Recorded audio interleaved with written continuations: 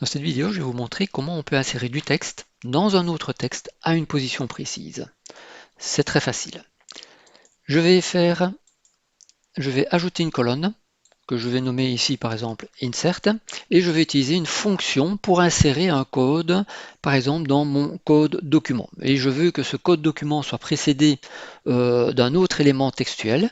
Et bien je vais utiliser cette fonction qui s'appelle text insert. Qu'est-ce qu'il me faut comme argument dans text insert? C'est assez simple. Il me faut d'abord le texte de départ, donc c'est mon code de document. Ensuite, il me faut la position où je veux ajouter un élément. Donc ici, je veux l'ajouter en première position, donc devant l'année. N'oubliez pas que la première position, donc la position 1 dans Power Query, ça commence toujours à 0, donc je vais lui dire que je veux me mettre en 0, et je dois lui donner le nouveau, enfin l'élément que je vais vouloir ajouter. Et ici, par exemple, B-. Évidemment, ça, je vais mettre entre guillemets, je ferme ma parenthèse et je valide. Ainsi, j'ai une nouvelle colonne avec effectivement ce que j'ai voulu faire, c'est insérer du texte dans un autre texte à une certaine position. J'aurais pu, cette donnée, l'insérer autre part. J'aurais pu me dire, voilà, je vais l'insérer par exemple à la 5e position. Et donc là, je me retrouve avec mon insertion effectivement au bon endroit. N'oubliez pas que si j'ai dit que je voulais être en 5e position, pour Power Query, on commence à 0, donc c'est le 6e caractère. Donc 1, 2, 3, 4, 5, donc 2019 tiret, et puis il insère mon tiret B tiret.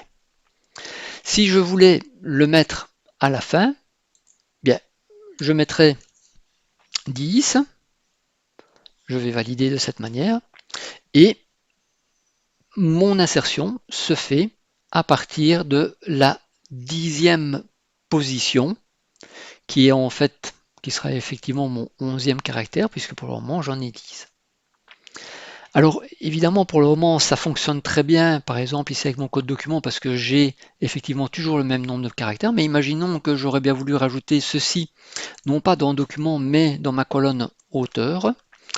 Et si je valide, eh bien je vais avoir des erreurs. Alors pour Rousseau, il n'y a pas de problème.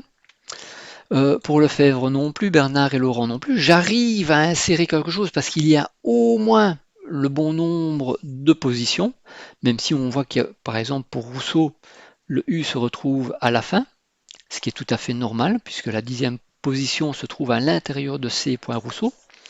Par contre, pour les autres, j'ai une erreur. Pourquoi? Parce que je veux me mettre en 10e position, alors que mon auteur, par exemple ici M.Martin, ne comporte pas suffisamment de caractères pour que je puisse faire mon insertion.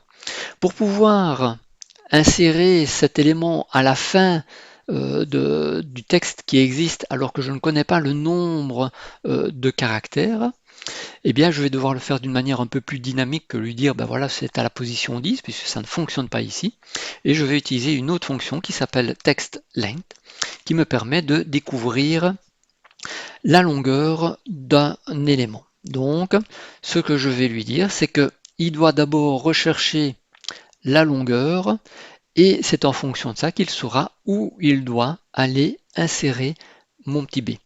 Je valide de cette manière et ainsi mon petit b, enfin mon tiret b, s'ajoute à chaque fois à la fin de mon auteur. Vous voyez que pour Rousseau, je n'ai plus l'erreur comme tout à l'heure. Voilà, j'espère que vous aurez appris quelque chose. À la prochaine.